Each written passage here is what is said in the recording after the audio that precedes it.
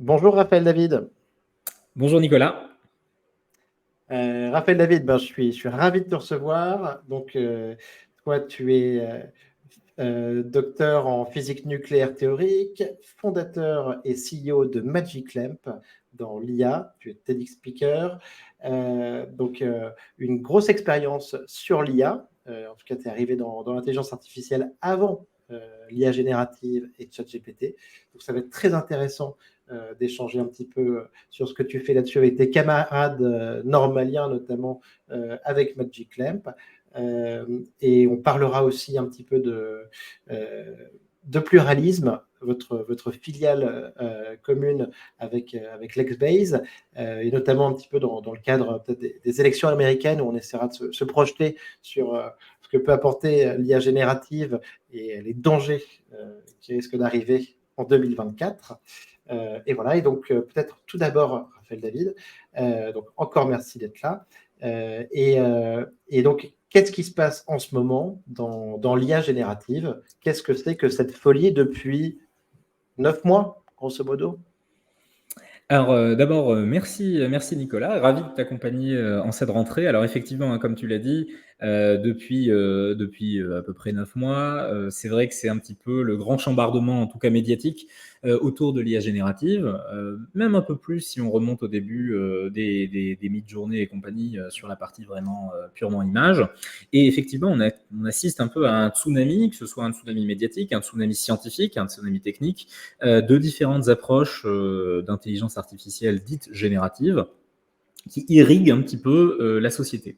Alors, qu'est-ce qui se passe? Je pense que fondamentalement, ça faisait quand même plusieurs années que des méthodes génératives étaient à l'œuvre, que ce soit dans des domaines très concrets et classiques, génération d'images, de données de synthèse, et également plus techniques, plus scientifiques. Évidemment, je pense que la grande transition, plus que Midjourney, ça a été l'apparition sur le marché et la mise à disposition du grand public de ChatGPT. Alors ChatGPT, alors je prononce à la française, qui a littéralement sans doute permis à une grande frange de la population qui avait entendu parler d'IA de loin, de réaliser que c'était quelque chose d'un peu moins anecdotique que simplement des systèmes dédiés à des professionnels. Et surtout, ça joue, en particulier les modèles, les grands modèles de langue, jouent beaucoup sur l'aspect conversationnel et donc jouent à fond sur le terrain de l'anthropomorphisme. Alors, je vais pas te l'apprendre, mais l'IA, un petit peu un des fléaux du jargon autour de l'IA, c'est qu'au fur et à mesure de son histoire, depuis les années 50, voire 40, on a décidé d'appeler avec des noms très évocateurs les différents outils que l'on manipule au quotidien. Alors ça commence bien évidemment par des neurones artificiels, alors c'est déjà lourd de sens, des réseaux de neurones, et ensuite on en vient à parler d'intelligence artificielle. Donc on a essayé de construire cet écosystème autour de termes qui forcément font appel à l'imaginaire, font appel au fantasme un peu collectif du robot anthropomorphe. Et en conséquence, pour la première fois, quand des citoyens pas forcément éduqués à l'intelligence artificielle au sens premier du terme, se sont retrouvés face à une machine qui, ma foi, avait l'air de réagir comme un humain, et bien tout cet imaginaire un petit peu inconscient a forcément concentré, s'est forcément condensé et a donné naissance à cette vague médiatique extrêmement forte. Alors, ce n'est pas juste une vague médiatique, et il faut reconnaître à OpenAI et à l'ensemble des acteurs qui ont permis cette transformation qu'il s'agit effectivement d'une accélération extrêmement forte. Je ne dirais pas que c'est une rupture complète, mais c'est une rupture de pente en tout cas, et qui a permis à la fois de refocaliser l'écosystème scientifique qui était assez partagé sur les aspects génératifs, en particulier pour du NLP, donc du traitement du langage. Et à partir de là, effectivement, cette évolution, peut-être pas cette révolution, a permis vraiment de déboucher sur des modèles open source qui sortent de plus en plus rapidement, de nombreuses entreprises, à tort ou à raison, qui se sont montées très rapidement pour exploiter et avoir un impact économique concret en utilisant ces techniques. Et évidemment, les entreprises déjà présentes ont dû s'adapter. Alors pour certaines, elles se sont adaptées en communiquant beaucoup et en ne faisant rien, et d'autres se sont adaptées en essayant justement d'inclure avec des bonnes pratiques ce que peut apporter l'IA générative, qui ne résume pas toute la thématique IA, mais qui est malgré tout une source de promesses assez forte. Et c'est notamment ce que l'on essaie de faire au sein de Magic Lamp, alors au-delà juste de l'IA générative, c'est d'accompagner justement sur certains de ces aspects. Parfait, Raphaël David. C'est ce que j'allais te demander. Donc, est-ce que tu peux peut-être nous présenter un petit peu Magic Lamp? Magic Lamp, je crois que tu as créé cette société il y a 4 ans peut-être. Et bientôt 5 ans. 5 ans alors bientôt, donc en 2018. Alors, nous présenter Magic Lamp et nous expliquer un peu plus dans le détail en quoi ce que tu faisais avec Magic Lamp est différent de ChatGPT. Et ensuite, tu as commencé à l'aborder, mais comment est-ce qu'aujourd'hui, est-ce que vous intégrez cette techno d'IA générative? Alors, Magic Lamp, pour t'expliquer un petit peu, c'est intrinsèquement lié à mon parcours et à celui de mes cofondateurs. Donc initialement, on vient tous du milieu de la recherche. Et Magic Lamp est né en fait de ma part d'un constat que le potentiel de recherche, le potentiel intellectuel des chercheurs dans certaines thématiques, en tout cas en France, n'était à mon goût, alors c'est vrai en Europe, mais c'est vrai, c'est particulièrement vrai en France, n'était pas assez mis en valeur et était difficilement mis en valeur. Et donc, c'était un peu la fougue de la jeunesse. J'étais en train de finir ma thèse, j'avais 23 ans, et j'étais dans une logique de me dire, est-ce que l'on peut essayer de fonder un modèle privé un peu alternatif et pas exactement qui s'inscrit dans l'objectif classique des startups, même si on a certaines caractéristiques qui y ressemblent. Et l'idée était d'agréger, de concentrer des scientifiques qui venaient de milieux proches, mais pas exactement identiques, donc que ce soit en informatique, en maths, en physique, en bio pour certains, de manière en fait à pouvoir créer une structure qui pouvait accompagner, aider et créer certains produits pour des entreprises qui ont un réel impact. Et quand je parle d'impact, je parle bien sûr d'impact économique, c'est le premier point, on est quand même une société à but lucratif, mais également un impact sociétal. Alors, qu'est-ce que j'entends par impact sociétal ? J'entends un projet qui, avec tout le respect que je dois à plein de projets d'IA qui sont très pertinents pour la croissance des entreprises, mais des projets qui peuvent amener à changer le quotidien des citoyens, le quotidien des forces vives qui vont justement essayer d'avoir un impact positif dans ces domaines-là. Et donc, assez rapidement, on s'est spécialisé sur 2 aspects. D'une part, la multimodalité, donc la capacité en fait à traiter de concert des données multimodales, donc des données audio, vidéo, images, texte d'un même tenant.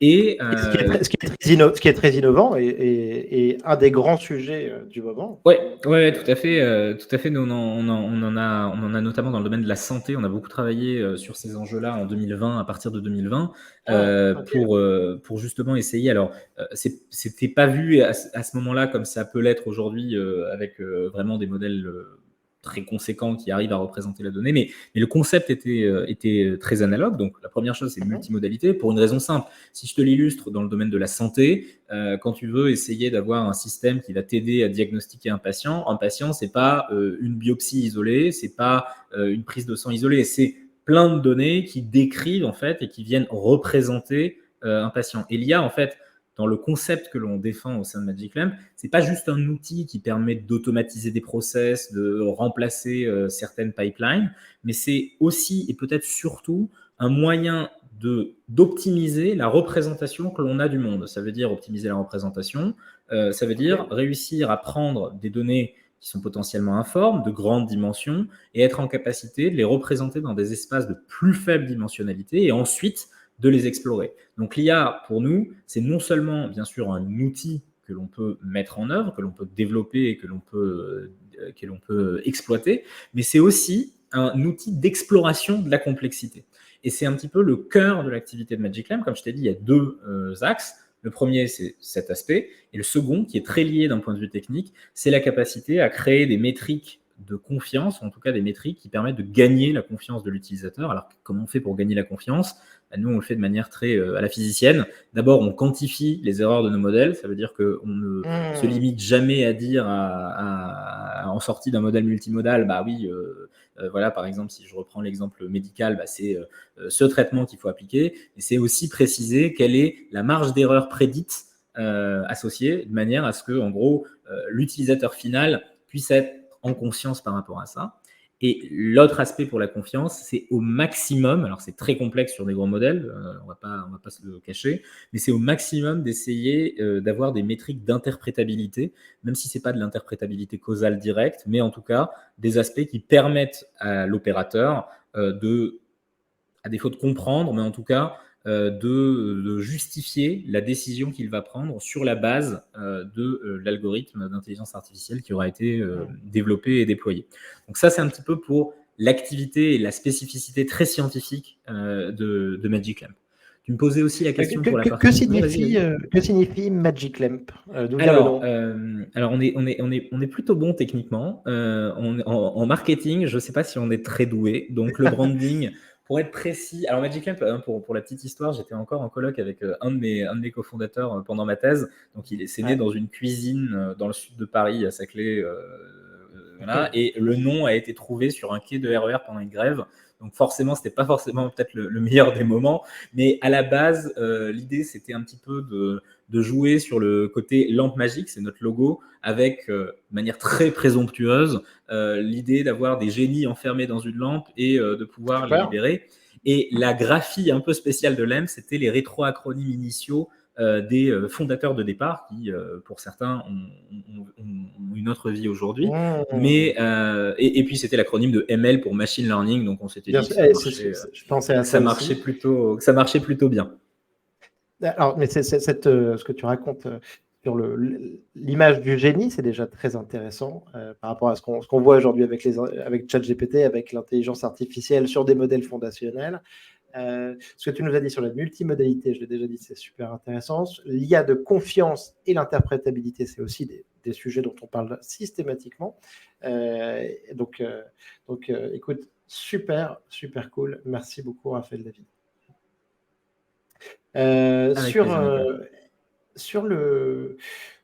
Vous êtes parti sur le machine learning, j'imagine.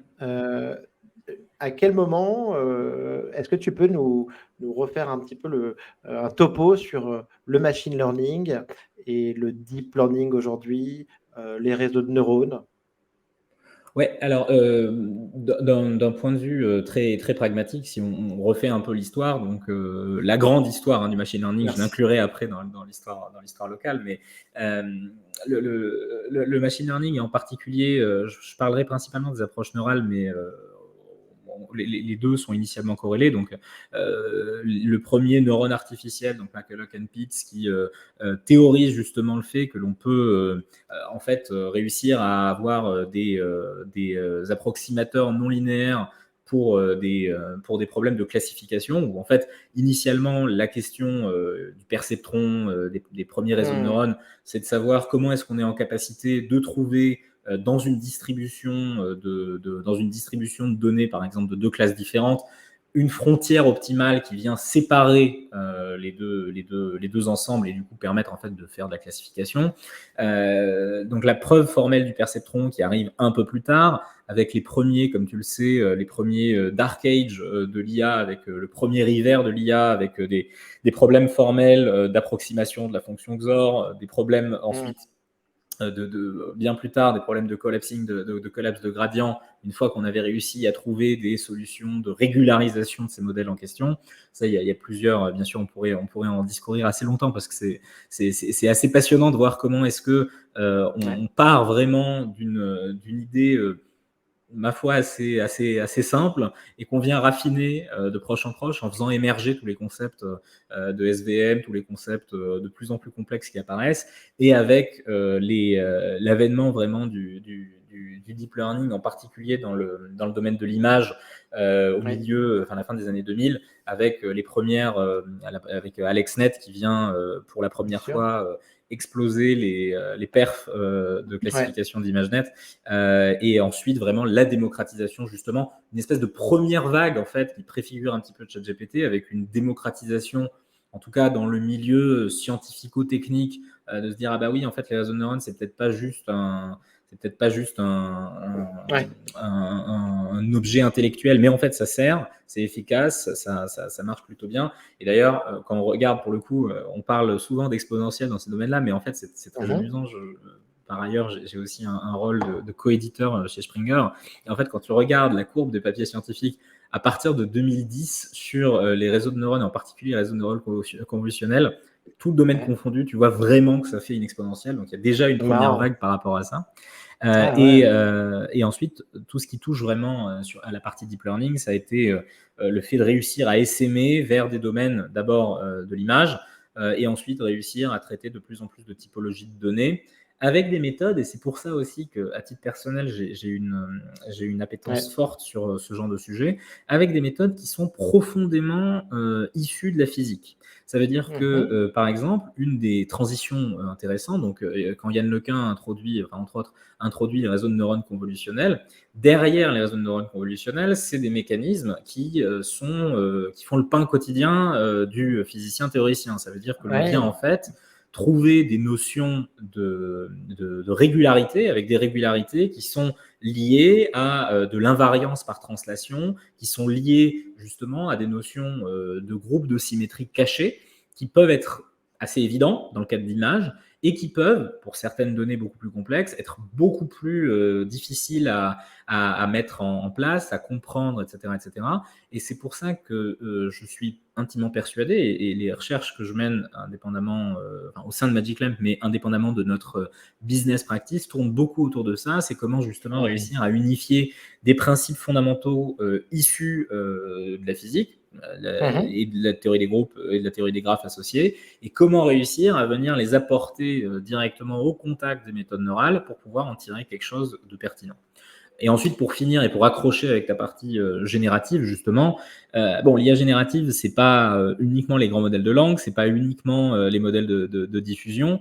Et en fait, les premiers vrais modèles qui ont un caractère génératif un peu pour toute la communauté, on a les auto-encodeurs variationnels, les auto-encodeurs mais un peu moins, les auto-encodeurs variationnels, les GAN, les Generative Adversarial Network, qui défraient déjà la chronique. Dans les années 2015, on commence déjà à voir les premières œuvres d'art générées par de l'IA qui sont vendues par Christie's à plusieurs centaines de milliers d'euros. On commence à avoir une première vague, mais ça reste, encore une fois, aux yeux du grand public, un peu de la niche. Et puis, dernier pivot, on a Attention is all you need, le papier qui vient démocratiser le concept de Transformers, et qui, du coup, préfigure la période actuelle que l'on vit, où, en gros, un des objectifs du data scientist, c'est tu as un problème, tu as un transformer qui fait le travail, et derrière, en plus, tu as des modèles fondationnels qui viennent stacker des transformers pour réussir à modéliser des corrélations de plus en plus complexes, dont les corrélations propres à la langue, qui permettent d'aboutir aux modèles de type GPT et consorts. Super, merci beaucoup Raphaël David pour ce retour en arrière un petit peu aussi clair et aussi profond. C'est top. Alors, et donc dans cette continuité, selon toi, est-ce qu'on peut considérer que ChatGPT a passé le test de Turing? Alors, c'est une question complexe, et je pense que la réponse, un petit peu, elle est forcément très touchy. Le test de Turing, initialement, dans ses acceptions initiales, bien évidemment, et d'ailleurs c'est un des petits problèmes qu'il y a avec, c'est qu'en gros, on se retrouve dans une situation où on ne peut pas vraiment quantifier si la personne, ou en tout cas l'entité qui est de l'autre côté de l'écran, est humaine ou non. Alors déjà, en plus, il y a pas mal de concepts à définir. Je pense que, pour simplifier, et ensuite je te citerai une étude qui est liée à ça, ChatGPT est un excellent, comme la plupart des modèles de langue, est un excellent imitateur. Ça veut dire que imiter le comportement humain, ça fonctionne très bien.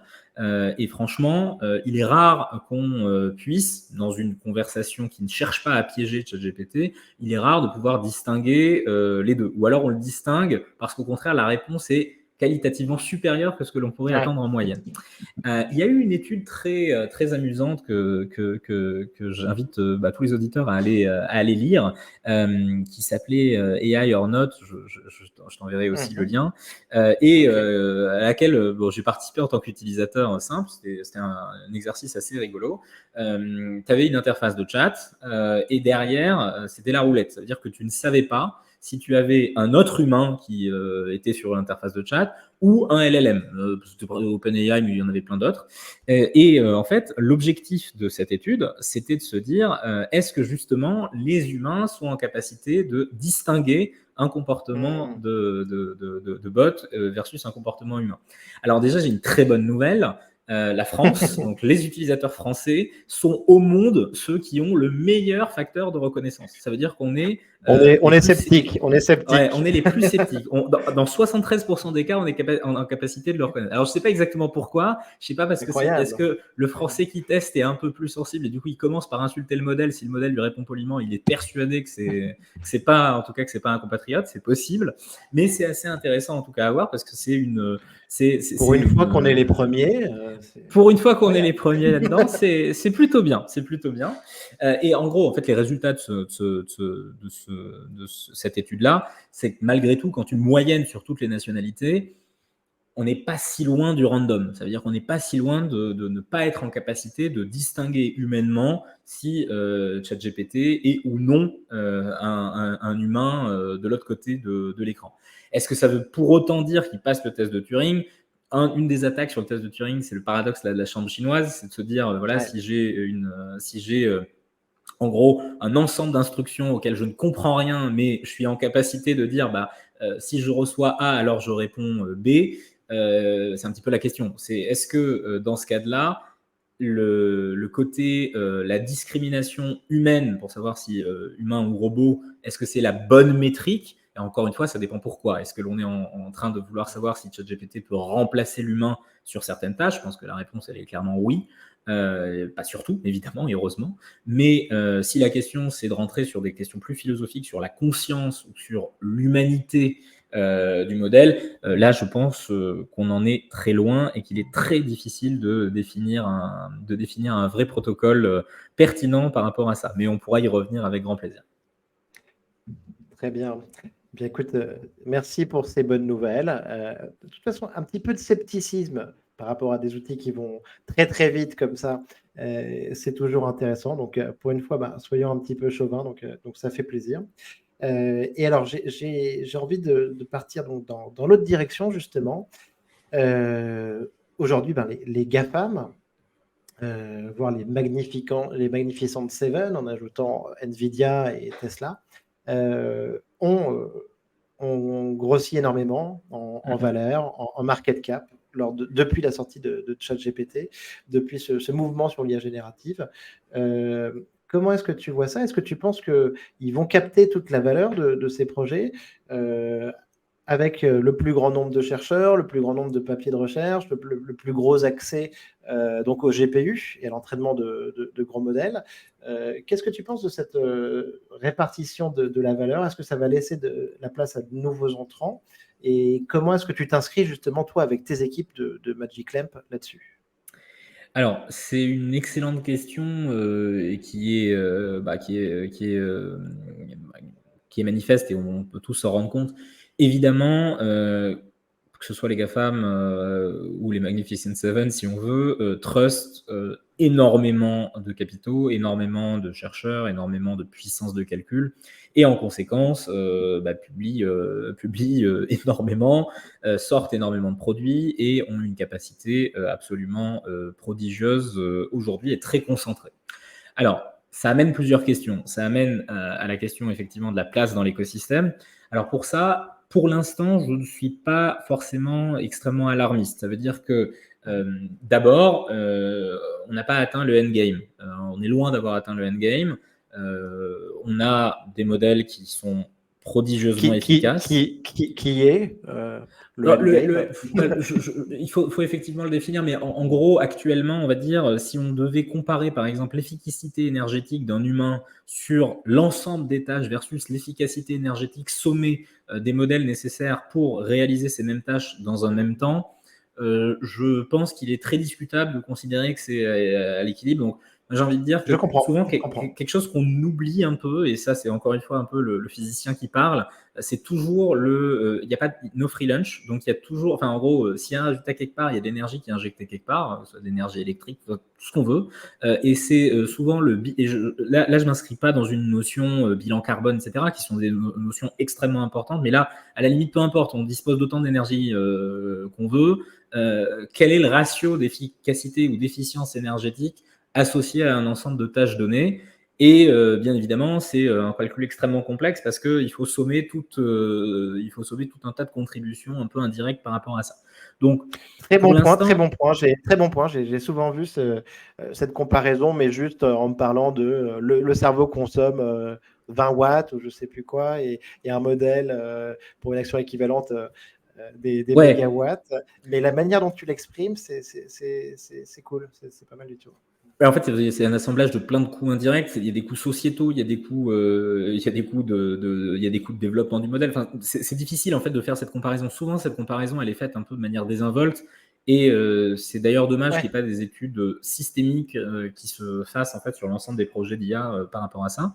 Mais pour revenir à ça, donc même si on définit ça un petit peu comme le endgame, je suis pas convaincu que ce soit vraiment le endgame, mais en tout cas l'objectif à atteindre. Bien sûr. C'est pas forcément, ça viendra pas forcément de uniquement, en tout cas, des GAFAM. Ça veut dire que les développements en IA dites frugales, il y a plusieurs sociétés en France. Magic Lamp n'est pas particulièrement dans ce mouvement-là, donc je ne veux pas du tout me l'approprier, mais il y a plusieurs belles boîtes qui travaillent dans ce domaine-là, et on pourrait tout à fait avoir des surprises, aussi bien d'un point de vue hardware que d'un point de vue software là-dessus. Maintenant, il faut quand même être réaliste, ça veut dire que ça ne sert à rien de se voiler la face. Sur les modèles dits fondationnels, évidemment, ça devient très compliqué d'être compétitif parce qu'effectivement, on a plusieurs bottlenecks. On a des bottlenecks de data, on a des bottlenecks réglementaires qui sont en train d'arriver, on pourra parler de législation aussi, et on a des bottlenecks de puissance de calcul. Et ça, à la limite, c'est peut-être un peu le point le plus critique sur lequel il faut un petit peu être clair. Même si aujourd'hui, en particulier la Chine, et je ne dis pas du tout que c'est mieux, voire au contraire, essaye de se doter d'une souveraineté en termes de GPU, quoi, Nvidia, malgré tout, est quasiment en position de monopole, en tout cas dans le domaine de l'IA sur le marché. Et ce qui nous laisse, nous, Européens, nous, Français, dans une position de dépendance quasi exclusive, avec des ressources qu'on pourrait d'ailleurs quasiment considérer comme des ressources stratégiques, qu'il est quasiment impossible de sécuriser. Et donc, ça, c'est véritablement un enjeu de souveraineté. C'est comment est-ce qu'on peut arriver? C'est une question ouverte, et ça, je laisse les gouvernants actuels essayer d'y répondre, mais c'est quand même une question majeure. Est-ce qu'on est en capacité de regagner de la souveraineté sur la partie hardware? C'est difficile, c'est sans doute très coûteux, on va dire, extrêmement coûteux, mais si on ne se préoccupe pas de ça, là, on va avoir un problème. Ensuite, sur la Donc, partie software, Raphaël, parce que sur ce hard, quand tu nous parles de donc Nvidia, donc il y a un ban vis-à-vis de la Chine, une interdiction de commercialisation sur les GPU les plus récents. Ce ban, il a été étendu au Moyen-Orient récemment.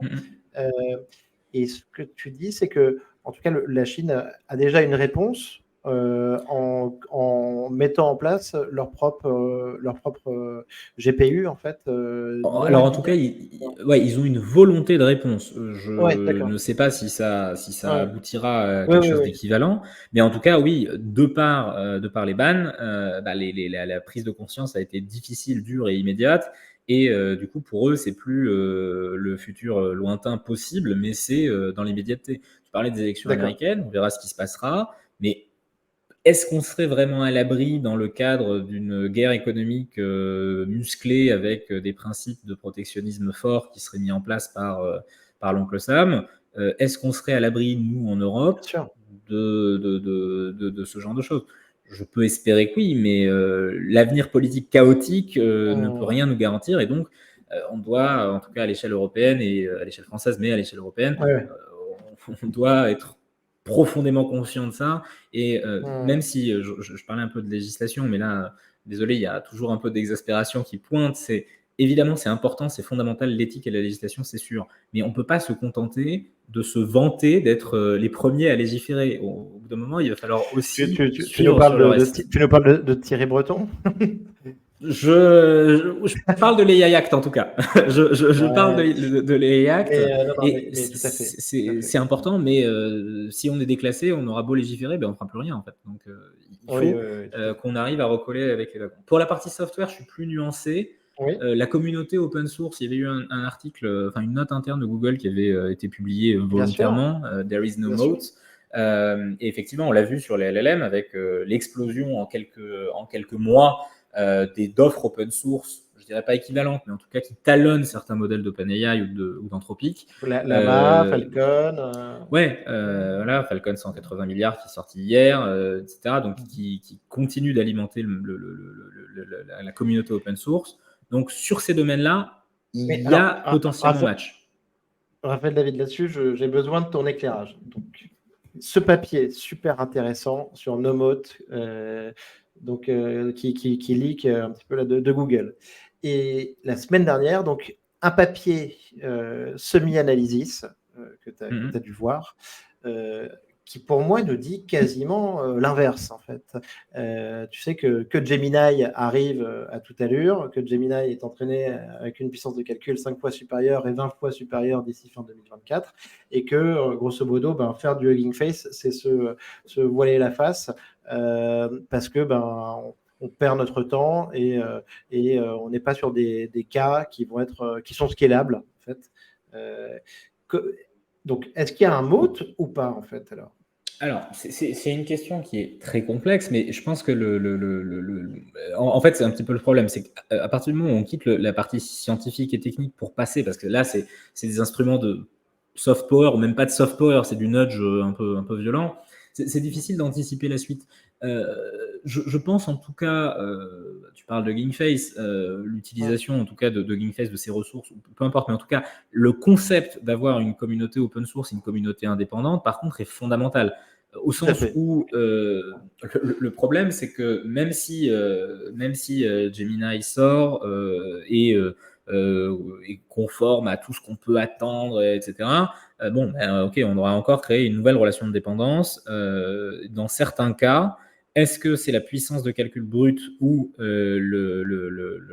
va dire l'efficacité au sens premier de qualité de la réponse qui fait foi, ou est-ce qu'il y a autre chose de plus profond? Et je pense qu'encore une fois, une bonne méthode de scoring d'un modèle de langue ou d'un service, évidemment, il y a l'efficacité, la capacité à l'utiliser, la puissance telle qu'entendue par le grand public, mais ça doit être convolué avec des notions justement d'indépendance, de traitement des données souveraines, de traitement des données sensibles, et également de coûts d'inférence. Tu connais les papiers qui sont sortis il y a quelques semaines, voire mois maintenant, sur la dérive des performances de GPT-4, où on voit clairement, et je pense qu'on l'a tous constaté, on voit une altération du comportement de GPT-4 avec le temps, ce qui pose en soi une question pour les applications en entreprise directement. Cette altération, elle est principalement motivée par des coûts d'inférence qui sont peu tractables pour un usage qui, au final, est peu impacté en moyenne.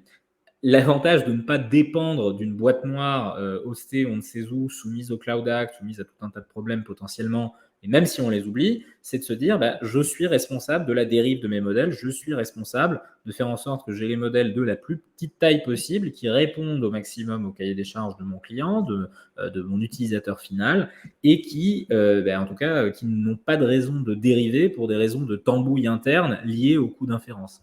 Donc, je ne saurais pas répondre si on va atteindre une espèce de... C'est comme en quantum computing. À chaque fois que certains médias nous rabâchent les oreilles avec quantum suprématie quantique, etc. D'accord. Nous, quand on faisait dans le domaine scientifique, quand on faisait du problème N-core sur du calcul quantique, en fait, on s'en fiche un peu de savoir qui va atteindre en premier. C'est des instruments de power, c'est des instruments de domination de marché, mais je ne pense pas qu'aujourd'hui, ou en tout cas, si on atteint ce point où plus personne, et je pense en particulier aux gens de GameFace, plus personne ne se lève un peu, c'est pas tellement contre, mais en tout cas en proposant des alternatives possibles, là on aura vraiment un problème. Parce qu'on aura créé un espèce de monopole technologique qui, à la fois est très dangereux, à la fois pour des raisons économiques évidentes, pour des raisons sociales et pour des raisons cognitives potentiellement très très lourdes. Et donc, on a quand même tout intérêt, même si c'est un petit peu moins performant. Ça veut dire que même si je lui demande la recette du pain, il me propose moins d'alternatives, au moins, je sais comment il fonctionne et comment il évolue. Bien sûr, mais en fait, tu vois, ça me donne l'impression qu'on va avoir, donc, c'est ce qu'on a déjà, mais un modèle state of the art, le plus performant. Donc, aujourd'hui, ça va être GPT-4, demain, peut-être que ce sera Gemini. Et grosso modo, 6 mois, 1 an plus tard, on a un modèle open source qui suit avec à peu près les mêmes performances, quoi, en fait. Ouais, c'est probablement l'évolution, et de manière générale, c'est le principe. L'avantage, c'est que ça permet d'avoir une émulation scientifique et une compétition un peu permanente qui se crée. Et on l'a bien vu, l'accélération, le FOMO, la fear of missing out, là, pendant les quelques derniers mois, tu peux vite devenir addict à Paper with Code en regardant à chaque fois quel est le dépôt Git. Alors, c'est pas terrible parce que dans certains cas, il y a vraiment beaucoup de blabla qui sortent, mais indépendamment de ça, on voit quand même que ça a boosté terriblement les efforts dans ce domaine-là. Et ce qui est important, c'est malgré tout ne pas focaliser toute la communauté que sur ces enjeux-là et de continuer à regarder des alternatives pertinentes, parce que sinon on risque d'avoir des soucis un peu plus tard. Mais en tout cas, heureusement, il va y avoir des alternatives, et je pense qu'on ne perd pas de temps en les explorant. Excellent. Merci beaucoup, Raphaël. Alors, j'aimerais qu'on zoome un petit peu sur... donc, on a déjà parlé un petit peu de souveraineté numérique, mais j'aimerais qu'on parle un petit peu de ce que tu fais, de ce que vous faites avec Magic Lamp. Un petit peu, si tu peux nous donner quelques exemples de cas que tu traites avec tes clients, des cas qui nous font un petit peu rêver, qui nous montrent un petit peu la puissance de ce que vous faites. Et ensuite, qu'on parle un petit peu aussi rapidement des acteurs français, pour voir ce qu'on a ici, au-delà de notre scepticisme. Bien sûr, avec grand plaisir. Alors, comme je le disais, comme on adresse de la donnée multimodale, on a pas mal de sujets assez variés. Je vais essayer d'en retenir quelques-uns qui peuvent parler un peu à tout un chacun. Aujourd'hui, Magic Lamp, on a beaucoup d'activités dans le domaine de la défense, dans le domaine de la politique publique. Et par le passé, on a eu pas mal d'activités dans le domaine de la santé. Aujourd'hui, que l'on tend, pour plusieurs raisons, à diminuer un petit peu, mais j'en parlerai quand même un petit peu. Alors, pour donner un premier exemple, j'ai parlé de pluralisme, parce que pluralisme, là, tu parlais un petit peu des élections, on en reparlera sous un autre prisme juste après, j'imagine. Mais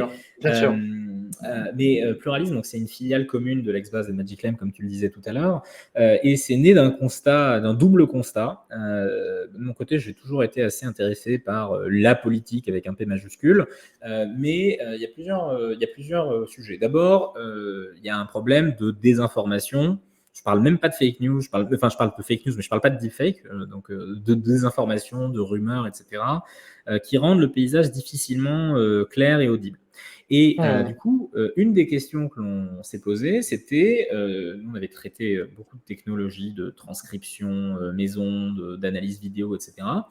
Et comme vous le savez sans doute, en France, on a un article de la Constitution qui est dédié au pluralisme politique. Le pluralisme, ça garantit une forme d'équité, pas d'égalité, mais d'équité médiatique dans l'exposition, en particulier pendant les périodes électorales, des différents du temps de parole, quoi. Alors, on parle du temps de parole. Donc, à la base, c'est le temps de parole. Alors, le temps de parole, aujourd'hui, à l'ère de TikTok, Twitter, ça paraît un peu démodé, mais malgré tout, c'est un sujet non négligeable. Et donc, je m'étais toujours posé la question de comment ça fonctionnait. On a compris au fur et à mesure, et pluralisme est né un petit peu comme ça. Donc, pluralisme, l'objectif, et c'est toute une architecture entièrement faite main. Donc, on a une captation TV, donc on a des antennes sur un toit dans le 16e à Paris, avec tout un tas de convertisseurs de flux qui sont rapatriés sur des serveurs locaux. Encore une fois, pour plein de raisons de droit et de souveraineté, on fait ça comme ça. Et en fait, on vient analyser en temps réel l'intégralité des flux TV radio. dès qu'une personnalité publique, donc on en suit aujourd'hui 1300, dès qu'une personnalité publique parle, on vient identifier la prise de parole sur plusieurs critères. Alors, bien évidemment, il y a des critères vocaux, faciaux, mais également plus complexes pour lutter justement contre les deepfakes.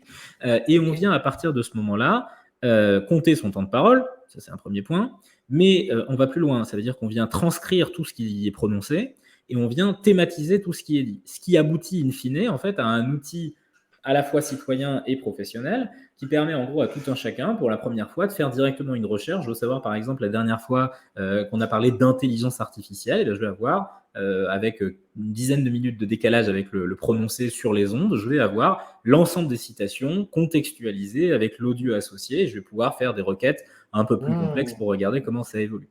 Et donc, dans une période où la démocratie prend quand même des coups dans l'aile, on va dire, il y a un désintérêt citoyen assez fort, notamment parce qu'on se dit qu'on comprend mal, parce que c'est pas clair, parce qu'on a vraiment l'infobésité qui est derrière.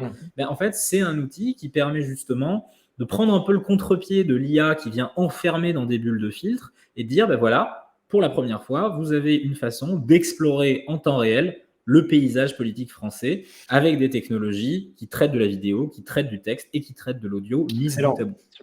Donc ça, c'est un premier exemple, donc ça, c'est pluralisme.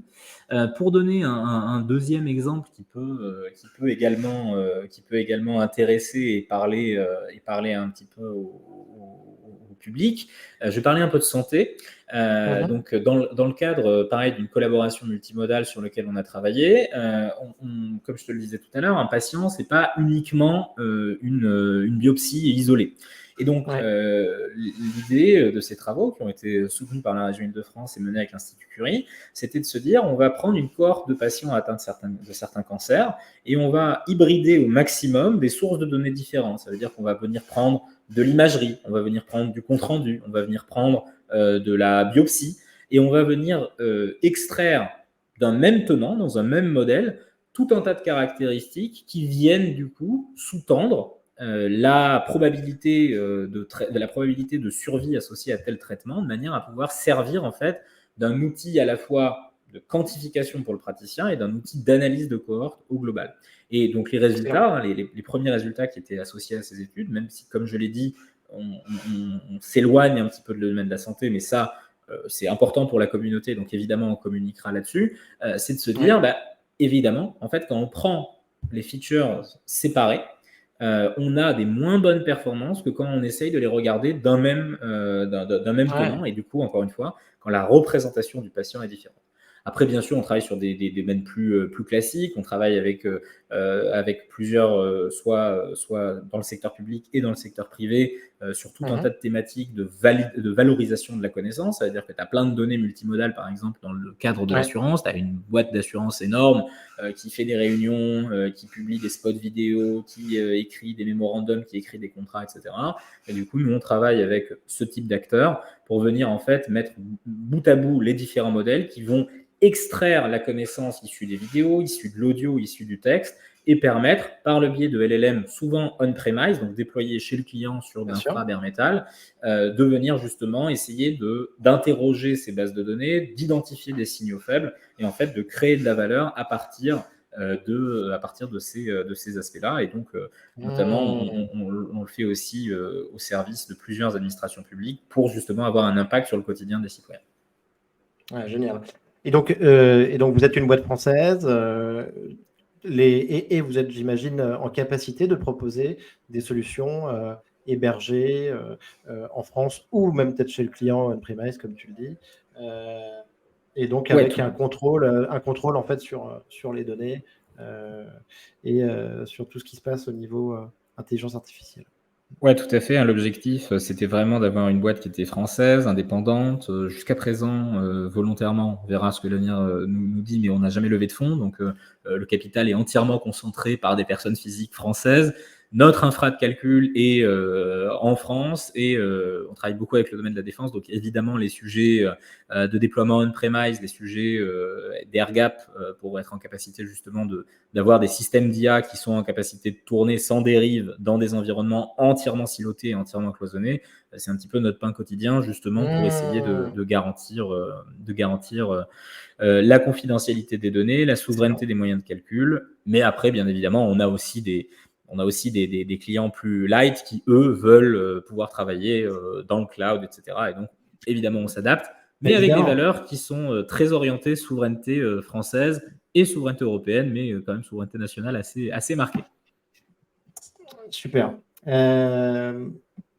Vous travaillez avec Lighton ou avec leur modèle de temps en temps? Non, actuellement non. Donc on travaille ni avec Paradigm, ni avec, même si on a fait des tests d'Alfred qui a été publié en open source récemment.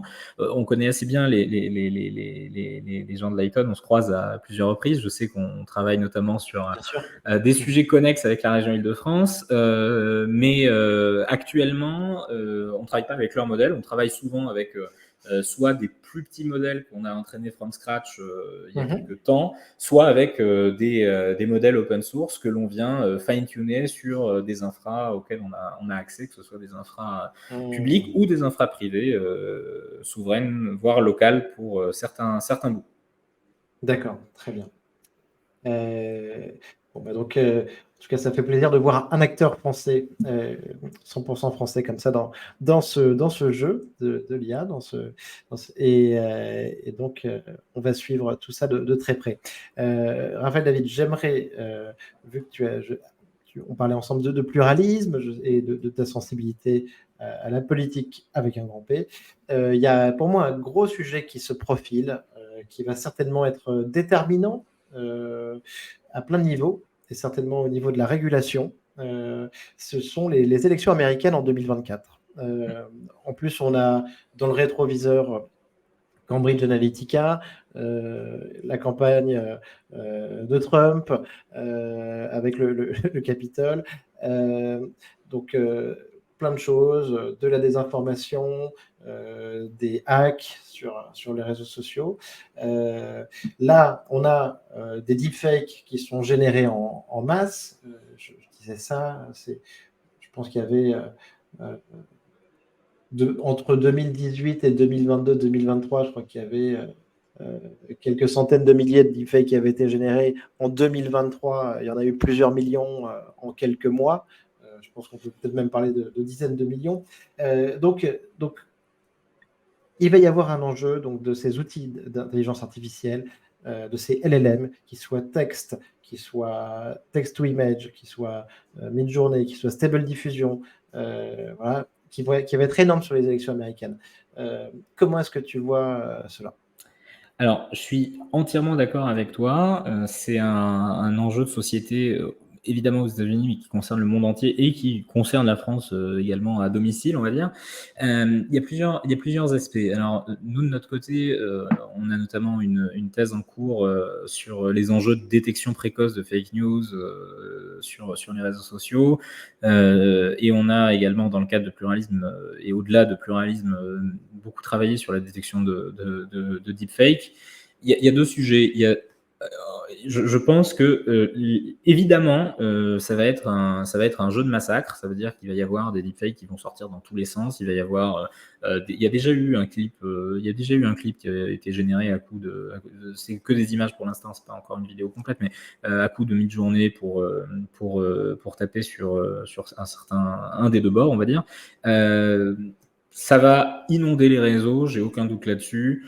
Ça va sans doute engluer encore plus la sphère informationnelle et ça va participer en fait à une guerre cognitive. Alors là, une guerre civile quasiment aux États-Unis, une guerre civile cognitive qui est là pour générer du flou et du brouillard de guerre. Des messages générés par millions en même temps. Exactement. Personnalisés pour chaque personne. On parlait d'outils comme des worm GPT, des outils malveillants pour faire des actions de masse comme ça nuisibles. Et tout ça, bon, dans les tuyaux, dans la diffusion des réseaux sociaux. Ça va être très impressionnant. Ouais, tout à fait, ça va vraiment recouvrir une bonne partie du paysage médiatique. Et là, en fait, il y a un peu deux questions qui se posent. C'est une posture philosophique à avoir. Mhm. Oui, la technologie, au service de certaines idéologies, va avoir un impact sur le paysage médiatique. Maintenant, quelle doit être la réponse? Évidemment, il y a une partie de la réponse qui est aussi technologique. Ça, notamment, on travaille beaucoup sur ces aspects-là. On travaille sur, comme je te le disais, de la détection précoce, de la détection de deepfake, etc., etc. D'ailleurs, sur Twitch, les vidéos du président Bien sûr. et de Charles de Gaulle récemment montrent, alors dans le bon sens, hein, cette fois, montrent un petit peu ce qui est faisable. Et dans les jours qui viennent, dans les semaines qui viennent, sans doute, on publiera quelques résultats sur ces vidéos-là pour donner un peu des Ah, très conseils bien. et quelques métriques. Donc Mhm. dès qu'on arrive un petit peu à libérer un peu de temps pour rédiger ce qu'on a fait en interne là-dessus, évidemment, Excellent. on le Excellent. publiera et on essaiera d'en discuter avec Alizé et Je Harry relayerai. Super intéressant. Très bien. là-dessus. Mais est-ce que la réponse doit être uniquement technologique? Ça veut dire qu'évidemment, on se retrouve souvent en fait dans un paradoxe que la chose militaire connaît bien, c'est la course entre l'épée et la cuirasse. Ça veut dire pour chaque couche de blindage supplémentaire, on va avoir une attaque anti-blindage qui vient améliorer encore plus les capacités d'attaque. Autrement dit, si aujourd'hui, même si, sans dévoiler tous les arcanes technologiques, même si on a des logiques et des algos assez robustes qui fonctionnent plutôt bien, j'ai pas de doute sur le fait que dans 3 ans, ou même avant, il y ait la technologie adverse qui soit en capacité de déjouer ces algorithmes. Alors, on va tous Mhm. jouer au jeu du chat et la souris là-dessus, Bien mais sûr. le fond de la chose, c'est comment réussir à distiller, à instiller, je sais pas trop, dans l'esprit de la société, comment éduquer la société à être en capacité d'avoir un esprit critique. Parce que, in fine, comme je le disais, la désinformation, ça manipule l'opinion, mais ça manipule l'opinion sur deux aspects. C'est des excellents travaux de Géode là-dessus et de Viginum sur les tentatives d'ingérence tournent aussi autour de ça. C'est comment réussir à raccrocher les wagons avec une société qui est mieux armée intellectuellement pour moins se laisser manipuler. Parce que, évidemment, ces technologies vont se multiplier, on va y faire face de plus en plus dans un contexte politique, dans un contexte de petite délinquance aussi, hein. Ça veut dire des arnaques à coups Mhm. de deepfake vocal, etc. Ça va arriver. C'est déjà Bien arrivé, sûr. ça va se démocratiser. Mais du coup, Ouais. je pense qu'il faut un juste équilibre entre la chose technique et technologique dont des entreprises comme Magic Lamp et d'autres essayent de se charger pour fournir des outils qui permettent de minimiser le risque. Et en parallèle, et c'est peut-être aussi notre rôle en tant que scientifique, en tant qu'ingénieur, de répondre d'une part tu sais, aux ingénieurs du chaos, donc en essayant d'être un peu les ingénieurs de l'ordre, mais les ingénieurs de l'ordre, ça passe aussi par de la formation, de la pédagogie et essayer de faire acquérir une culture, je dirais pas scientifique, mais en tout cas une culture de l'esprit rationnel, de l'esprit des Lumières un petit peu, pour pouvoir être mieux armé à ça. Alors, est-ce que c'est des vœux pieux? J'espère pas. La question de la temporalité est un peu au cœur de ça. Pour former une génération, on a sans doute besoin de 10 ans. Pour déformer une élection, on a besoin de 6 mois. Donc, à partir de là, il va falloir faire d'énormes efforts par rapport à ça. Et heureusement, en tout cas en France, l'État notamment est conscient de ces choses-là. Je parlais de Vigilum notamment qui qui fait des travaux absolument fantastiques autour de ça, et des entreprises qui accompagnent ces efforts-là pour justement essayer d'apporter des réponses qui ne sont que des palliatifs tant que la société n'est pas le meilleur rempart face à ce genre d'attaque cognitive qui va effectivement se multiplier aussi bien en interne que comme tentative d'ingérence de puissances étrangères dans le jeu électoral, dans le jeu démocratique et dans le jeu économique. Passionnant. En tout cas, on va voir ça avec le popcorn, mais ça risque d'avoir des conséquences très lourdes. Donc, Absolument. et ça va arriver très vite, si ça n'a pas déjà commencé. Raphaël David, je voulais absolument évoquer un sujet avec toi, parce qu'en préparant, on s'était bien marré. Alors, sujet à la base très sérieux, mais donc en lien avec tes études, donc je rappelle, tu es docteur en physique nucléaire théorique, et on s'est parlé juste avant l'été, au moment de la sortie d'Oppenheimer. Et donc, pour évoquer les dangers de l'intelligence artificielle et la bonne manière de réguler ou le bon cadre à trouver, on a parlé tous tout d'un coup, et j'en avais parlé avec un de mes invités précédents, Pablo Ducru de Rave, sur un super épisode. Donc, on a parlé en fait de l'exemple un petit peu du nucléaire. Et là, quand je t'ai lancé là-dessus, tu m'as sorti plein d'exemples extra que je ne connaissais pas. Parce que c'était il y a quand même plusieurs dizaines d'années. Est-ce qu'on peut revenir un tout petit peu sur ta vision du nucléaire et des leçons qu'on peut en tirer par rapport à l'IA, Raphaël? Ouais, avec plaisir. Donc, comme tu le disais, je continue d'ailleurs à avoir des partenariats dans le domaine de la recherche en physique théorique appliquée au nucléaire. Alors, il y a plusieurs aspects. Alors, sur le nucléaire, moi de mon côté, je suis assez convaincu à la fois de la nécessité du nucléaire civil et de la nécessité de la dissuasion. Donc, sur les deux cases, tout se discute effectivement, mais c'est un débat intéressant. Alors c'est vrai, je crois que c'était Musk qui avait un peu commencé à dire l'IA c'est plus dangereux que l'arme nucléaire. Alors c'est un sujet assez épineux. Il y a plusieurs aspects. D'un certain côté, il y a un parallèle qu'on peut faire assez facilement.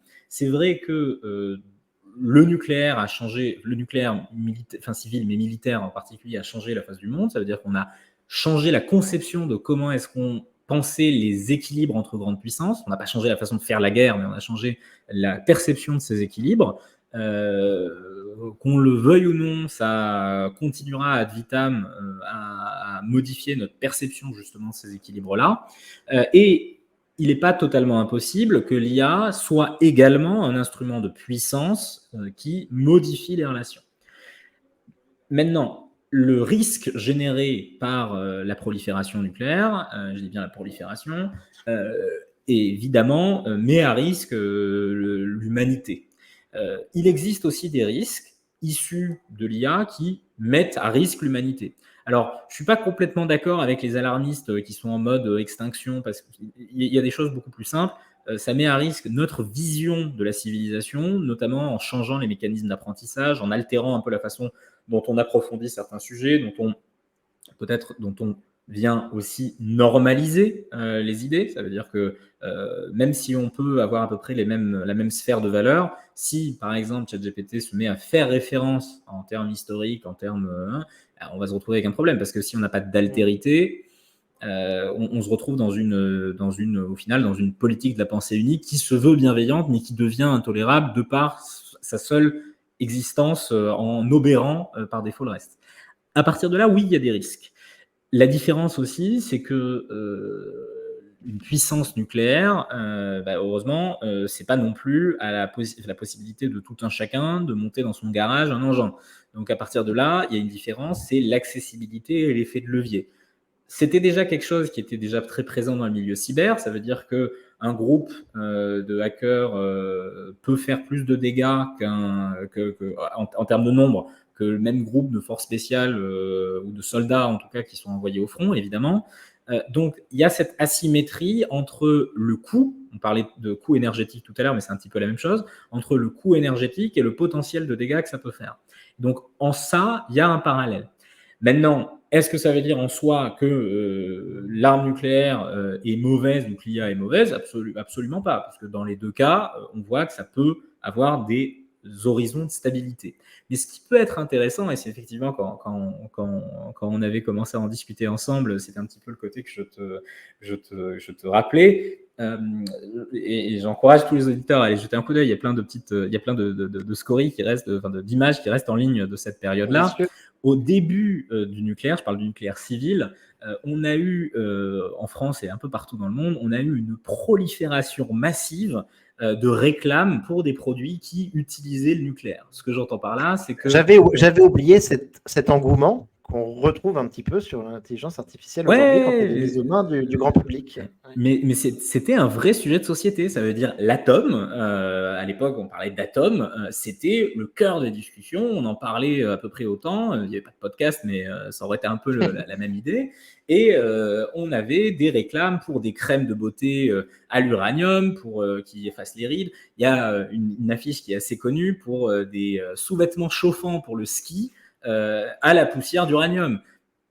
Imaginez un peu les effets sur la santé d'ailleurs. Les slips Ouais, chauffants. les slips chauffants à l'uranium, vous imaginez que pour la fertilité et pour le reste, c'est pas terrible. Hein.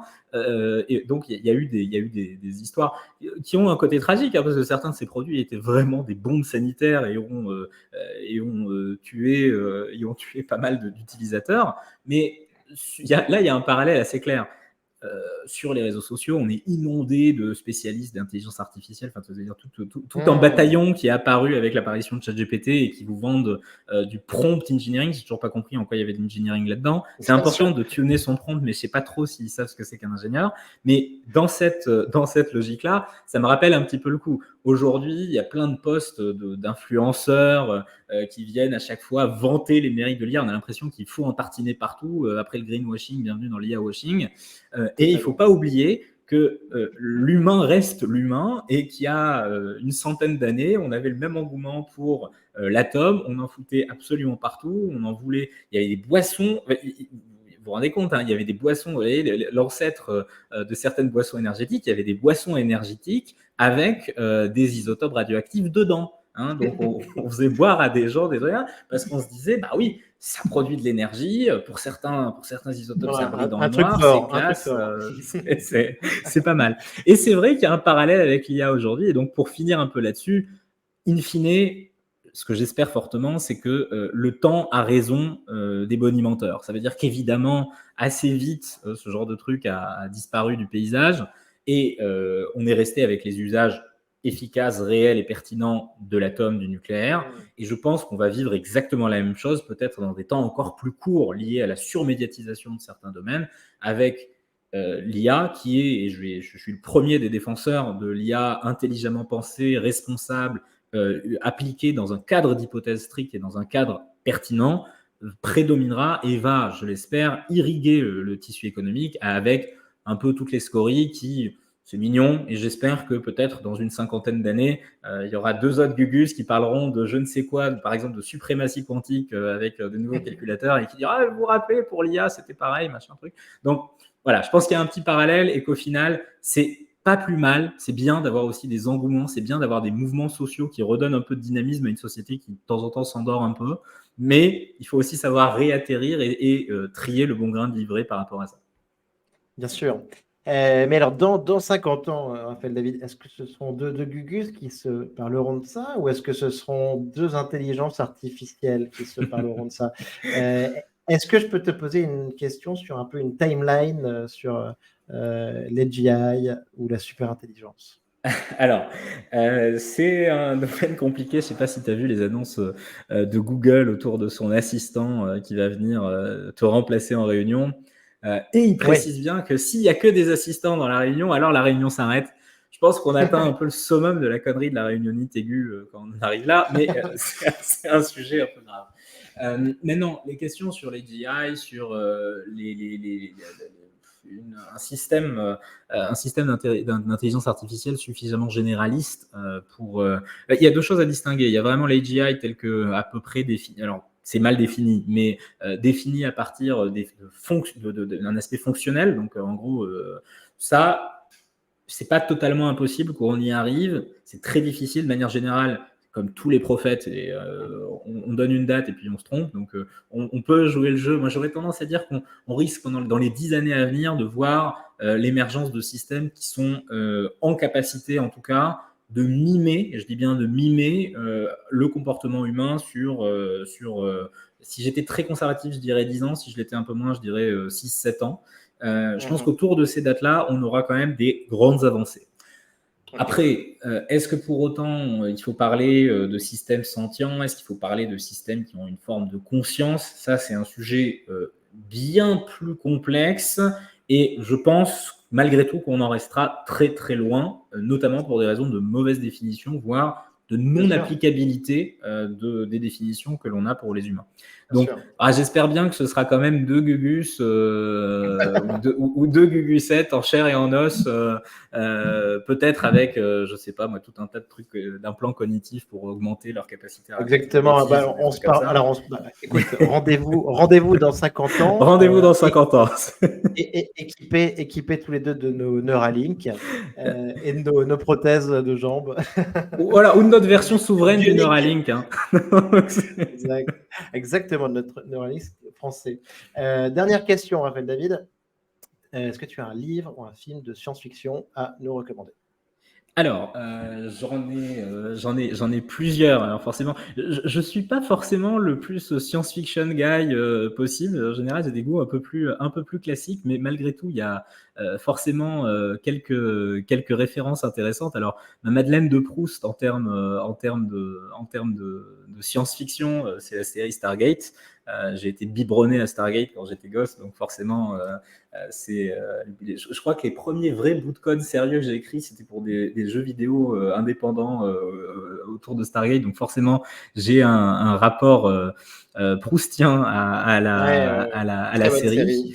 Très bonne série, très bonne série. Qui est particulièrement en avance, notamment sur Neuralink. Il y a des épisodes que j'ai re-regardés il y a quelques années maintenant, sur cette notion de... en fait, on ne sait plus qui manipule qui. Est-ce que c'est les machines qui manipulent l'humain qui manipule la machine? Donc, c'est des sujets intéressants. Forcément, sur les livres... il y a deux livres un peu, à mon sens, incontournables. Bon, il y a Foundation d'Asimov, qui est à la limite à lire dans tous les cas, même si on n'aime pas trop la science-fiction, mais pour comprendre un petit peu comment est-ce qu'on pouvait théoriser tout ça. Il y a une série de livres qui est beaucoup moins connue en France. Il y en a 3. C'est une série de livres. Alors, il faut que je me rappelle du nom de l'auteur. Attends, tu sais quoi? Je me permets de tricher. Allez. Le livre, c'est... c'est une petite seconde, tu vois. En fait, je n'y pensais pas en préparant et je me suis dit qu'en fait, c'était sans doute peut-être le livre le plus pertinent à recommander par rapport à ça. Ouais, c'est de William Forstchen. C'est Une seconde après. Ensuite il a 18 mois après, 18 Months. Malheureusement, les 2 autres tomes ne sont pas traduits en français, donc un peu moins accessibles. Mais c'est je ne connaissais pas. C'est très peu connu. Mais pour moi, c'est important parce que ça illustre plutôt la fragilité de la société. Le pitch, c'est c'est contemporain, c'est pas vraiment de l'anticipation. Il y a une impulsion électromagnétique qui pète au-dessus de Conus, de Continental US. Du coup, plus d'électricité, plus de moyens de communication classiques. Et en fait, c'est assez sombre, mais ça interroge un petit peu justement sur les notions de conscience et d'humanité. Et c'est là peut-être un petit peu le point de raccordement. On parle souvent de la conscience des intelligences artificielles, etc. Est-ce que c'est la bonne définition ou est-ce qu'il faut plutôt parler à partir de quand est-ce qu'elles seront capables, sans aspect mimétique, donc sans avoir dans un jeu d'entraînement à minimiser une fonction de coût, etc. Est-ce qu'elles seront capables d'altruisme et d'humanité pour justement faire peut-être corps et exhiber une forme de comportement émergent d'une civilisation?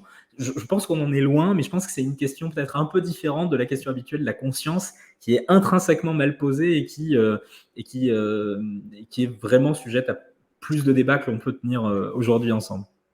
Question cruciale, et tu as raison de la poser, Raphaël David. On va regarder ça, ce livre, c'est super intéressant. Donc, Une seconde après, je le trouve sur Amazon en poche à 65,26 €. Donc, il doit être difficile à obtenir. Il est très peu connu, je pense. Ouais. Mais écoute, Raphaël David, merci beaucoup en tout cas pour cet entretien. C'était génial et on va suivre. Je mettrai un petit peu les différents liens que tu as recommandés et on va suivre tes analyses, notamment aussi là tu nous parlais un petit peu des vidéos de Macron et de Gaulle sur Twitch et ensuite les différents travaux avec Pluralisme et Magic Lamp évidemment. Avec grand plaisir, c'était un plaisir Nicolas. Merci pour cette discussion et j'espère à très vite. À très bientôt, salut.